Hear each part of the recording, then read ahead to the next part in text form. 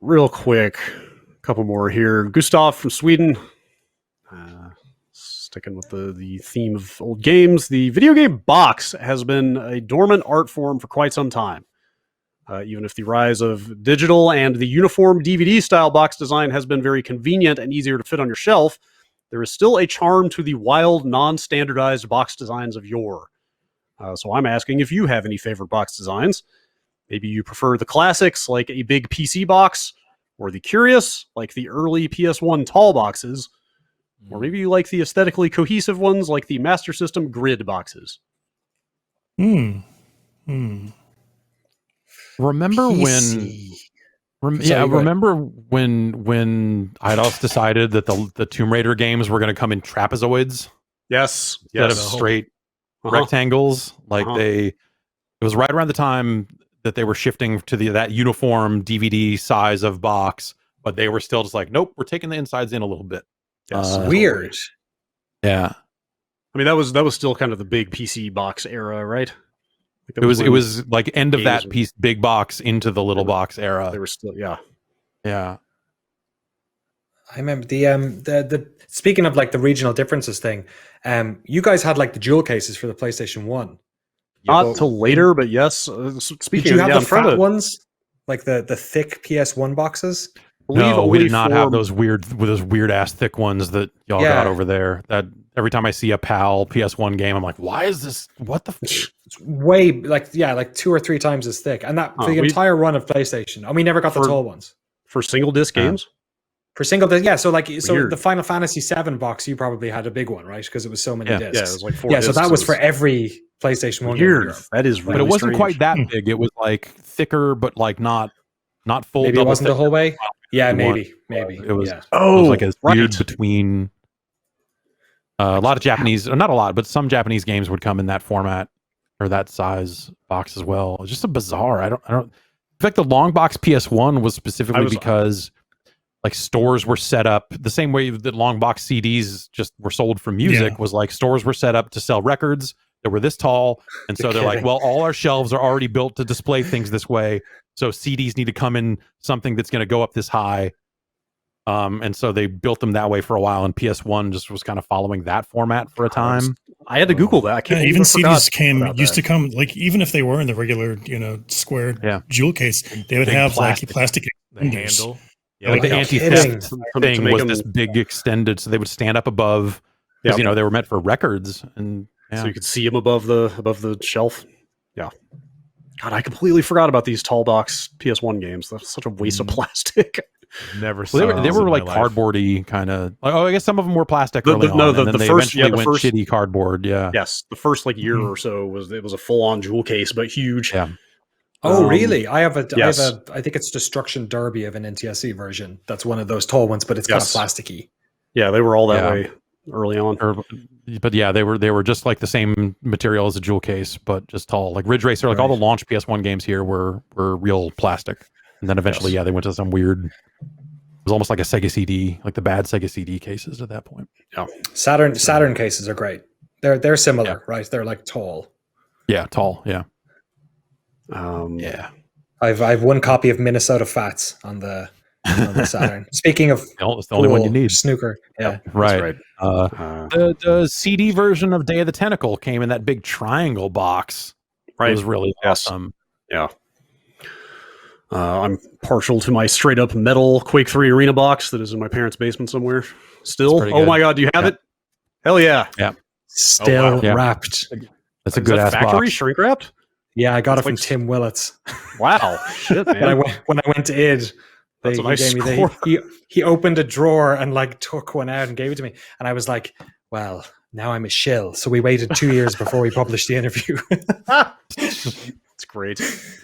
The thing is legitimately made out of metal. Yeah, it's ridiculous.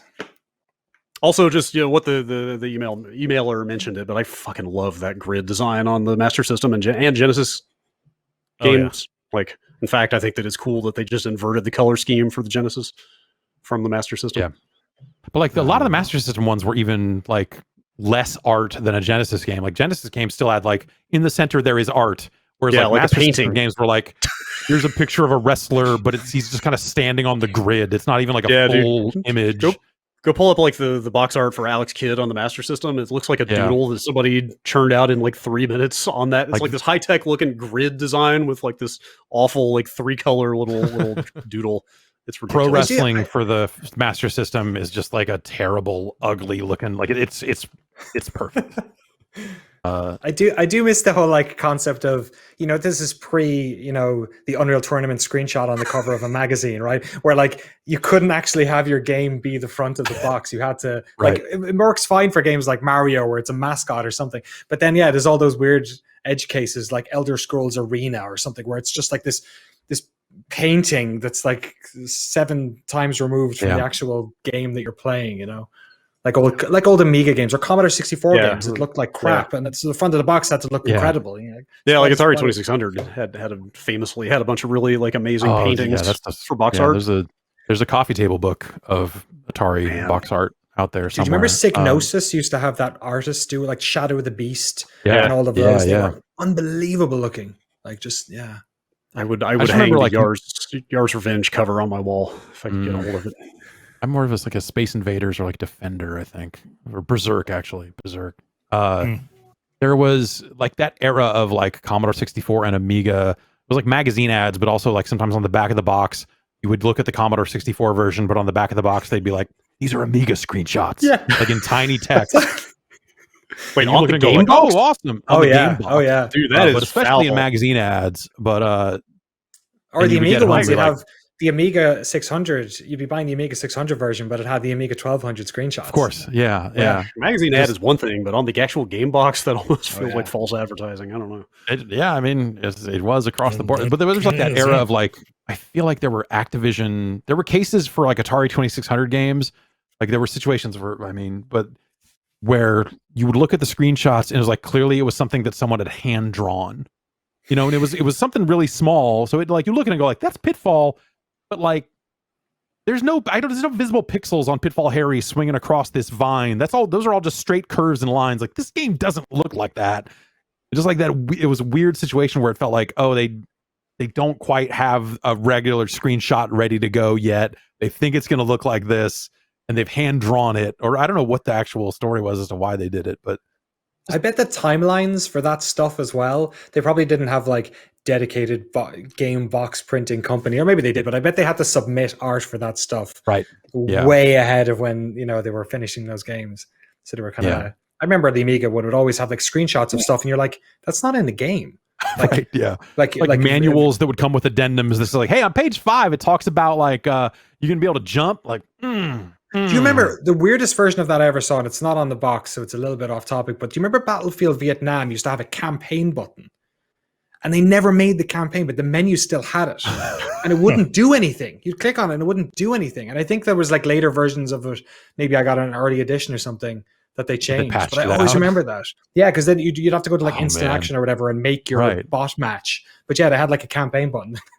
Speaking of inadvisable conflicts around which to make a video game story. Yeah, sure. Let's maybe not. You were not kidding about this pro wrestling for the Master System box art. That's really it's beautiful. Quite something. Yeah. I can also, like I said, Alex Kidd. Let's see, Wonder Boy is also really something. It's just terrible. Also, I had completely forgotten how all these Master System games, right under the game logo, they all say the Mega Cartridge. Right. Yeah. As if you need to be, because some games came on cards. So some games came on cards. You needed to know, like, do I have the card slot on my Master System or not? Which all of them did at that time, but then later models didn't. Here's Ghost House, which says the Sega card. Sega card, yeah. But I don't know, something about just the font they used and the Mega Cartridge. It just sounds like a high end bottle of whiskey or something. I don't know. Yeah, this is a Mega Cartridge. Oh, well, great. That's how you know it's quality. This math paper looking box. Yeah, it's great. Oh, it's great. All right, that's it for emails. That's a good place to stop. Did they really make Castle of Illusion for the Master System? Yeah, there were a lot of Genesis games. Not a lot, but there were some games that got backported to Master System, but because also like the Master System and the Game Gear were very similar. So the Game Gear lasted longer than the Master System did here. So you'd have situations where like maybe a Game Gear version would come out in the States, but not a Master System. But like in Brazil, the Master System had a weirdly long run. So there are like Brazilian versions of games on the Master System. They're just like, why? How? When did this come out? What the hell's going on? Like it just lived longer there than it did anywhere else, I guess. Also, apparently, Penguin Land was a Mega Cartridge Plus. Whoa. I think that means battery backup. Okay. Yeah. All right. That's it for emails.